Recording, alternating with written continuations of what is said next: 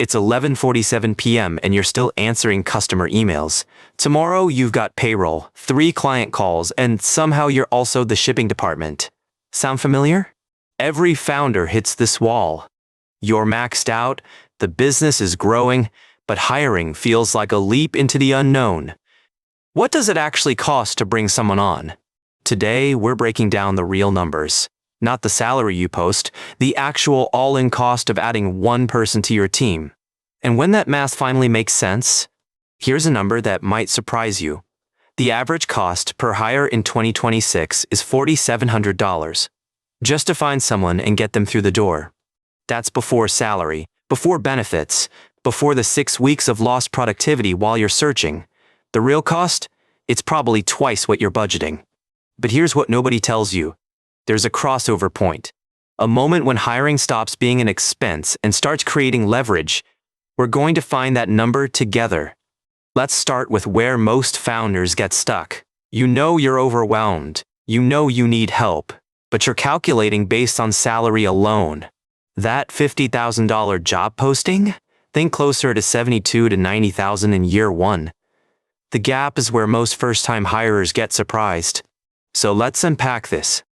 There are 3 buckets of cost: recruitment, compensation, and hidden expenses. Miss any one of them and your budget falls apart. According to SHRman and Zippia data, the national average cost per hire sits between $3,000 and $5,000, with $4,700 as the benchmark. That includes job postings, background checks, recruiter time if you're using an agency, and the administrative hours you spend reviewing resumes and conducting interviews. For small businesses, that's often founder time. And if you bill at $100 an hour, those 20 hours of interviews just cost you $2,000 an opportunity. Now here's the time cost most people forget. The average time to fill a position in 2026 is 42 days. 6 weeks of empty chairs. During that vacancy period, time-click research shows you're losing around $98 per day in productivity, totaling over $4,000 across a typical hiring cycle. Add that to your recruitment costs and you're already at nearly $9,000 before your new hire receives their first paycheck. Now let's talk about the number that really matters. Your fully loaded employee cost. This is salary plus everything else that comes with having someone on your team. The Small Business Administration estimates that hiring someone costs between 1.2 and 1.4 times their base salary. That multiplier covers the hidden costs we're about to discuss. For a $50,000 employee, benefits alone can add $12,000 to $20,000 more per year.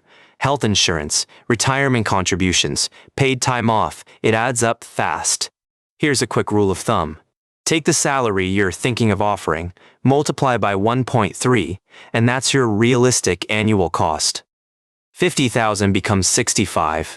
And don't forget payroll taxes. You're on the hook for 7.65% for Social Security and Medicare. State unemployment varies, but budget another 2 to 4%. Then there's training. According to Zippia, small companies spend an average of $1,100 per employee annually just on training and development. But the biggest hidden cost isn't in dollars, it's in the productivity ramp-up. Even after someone starts, you're not getting full output on day 1. Most new hires take 90 days to reach full productivity. That's 3 months of paying full salary while you're getting 60 to 70% output. Let me put this in concrete terms. Your $50,000 hire looks like this in year 1. Watch these numbers stack. Base salary, $50,000.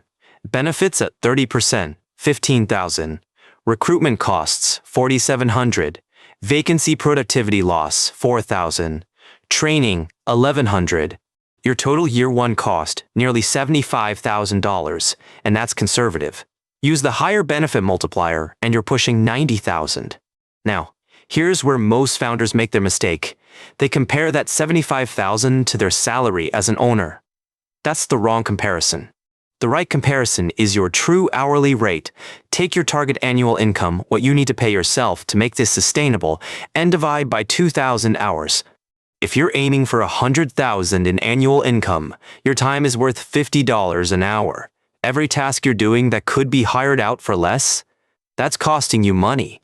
Here's the hiring reality check.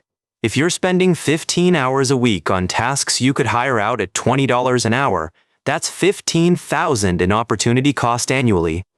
The inflection point happens when the opportunity cost of doing it yourself exceeds the loaded cost of hiring someone else. That's your green light. Track your time for 1 month. I mean, really track it. Every 30-minute block, categorize what you did. This data changes everything. What you'll probably find, a huge chunk of your week goes to tasks that don't require your specific expertise. Shipping, customer service, data entry, bookkeeping. Here's the 10-hour rule. If any single task consistently takes you more than 10 hours per week, that's a hiring candidate. Make a list. You'll probably find 2 or 3. Now let's talk about the hiring strategy that most founders miss. You don't have to jump straight to a full-time employee.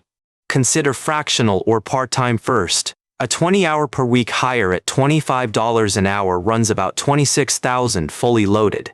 That's often the smarter first move. According to ADP's 2026 Trends Report, 55% of small businesses plan to expand their teams this year, but many are starting with flexible arrangements rather than full-time roles. The contractor versus employee debate is real. Contractors save you payroll taxes and benefits, but you lose control over when and how they work. For small businesses, contractors work best for project-based work or specialized skills you don't need daily. Regular, ongoing operational tasks usually justify an employee.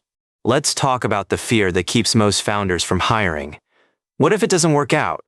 What if I can't afford it 3 months in? Build a hire-ready reserve. Save 6 months of fully loaded cost before making the offer. That's not salary times 6, it's salary times 1.4 times 6. For that $50,000 hire, your reserve should be around $42,000. $70,000 loaded annually, divided by 2, gives you 6 months of runway. This might feel like a lot, but here's the flip side. The cost of not hiring when you should is just as real. Burnout. Missed opportunities. Revenue left on the table. NFIB data shows that 33% of small business owners had job openings they couldn't fill in early 2026. For many, those unfilled roles represent growth they simply couldn't capture. The question isn't just, can I afford to hire? It's also, can I afford not to? What revenue am I losing because I'm maxed out? What customers am I frustrating? Let me give you a real calculation. Say you're turning away $2,000 in monthly revenue because you can't handle more volume. That's $24,000 annually. If hiring someone at $65,000 loaded could capture that $24,000 plus free you to generate more, the math starts working. That's your leverage moment. If this kind of practical business math helps you, hit subscribe. We break down these decisions every week. The stuff nobody teaches you in school, but everyone needs to know. Now let's build your actual hiring budget. The one that includes all the costs most founders forget. Grab a notebook. We're doing this together. Step 1. Write down your target salary for this role. Be realistic based on your market. Use job sites to check comparable positions in your area. Step 2. Multiply that salary by 1.35. That's your conservative estimate for fully loaded cost, including benefits, payroll taxes, and basic overhead. Step 3. Add $5,000 for recruitment and onboarding. Job postings, background checks, training materials, your time conducting interviews. It adds up. Step 4. Add the productivity gap. Budget $4,000 for vacancy costs and another $4,000 for reduced output during training. That's $8,000 most people miss. Now total it up. For a $50,000 role, you're looking at $72,000 to $80,000 in year 1. Does your business support that? If not, what revenue increase would make it work? Here's the mindset shift that separates struggling solopreneurs from growing businesses. Your first hire isn't an expense, it's an investment in capacity.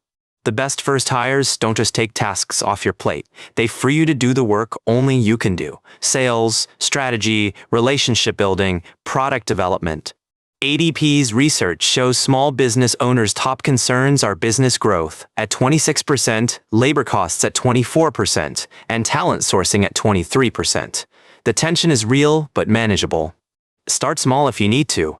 10 hours a week of administrative help at $18 an hour is under $12,000 annually loaded.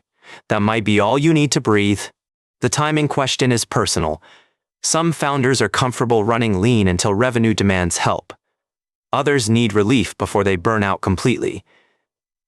And both approaches are valid. Your personal runway matters as much as your business runway.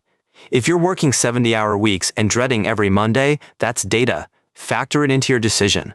Here's what I've seen after talking with hundreds of small business owners. The ones who waited too long to hire, they almost always say the same thing. They say, I should have done it 6 months earlier. The fear of the cost was bigger than the actual impact, and the relief, the capacity it created, was worth more than the math suggested. Now your situation is different from everyone else's. It always is in business. These numbers are benchmarks, not guarantees. Run your own numbers. Talk to your accountant about your specific tax situation. Consider what happens to your health, your relationships, your product quality if you stay maxed out another year. This isn't financial advice. Everyone's circumstances are different. But the framework holds. Know your true hourly value. Track where your time goes, and do the math honestly. The $4,700 cost per hire is real. The 1.3x salary multiplier is real. The 42-day productivity gap is real. These aren't numbers to be scared of. They're numbers to be scared of. They're numbers to plan for. When you plan for the real costs, hiring stops being a leap of faith. It becomes a calculated investment with projected returns. That's the shift that lets small businesses grow. Track your time this week. Run the numbers, and when the math says go, trust it. Your future self will thank you for planning instead of panicking. That's the signal for this week. Do the math, trust the process, and build something that doesn't require you to do everything forever. I'll see you next time.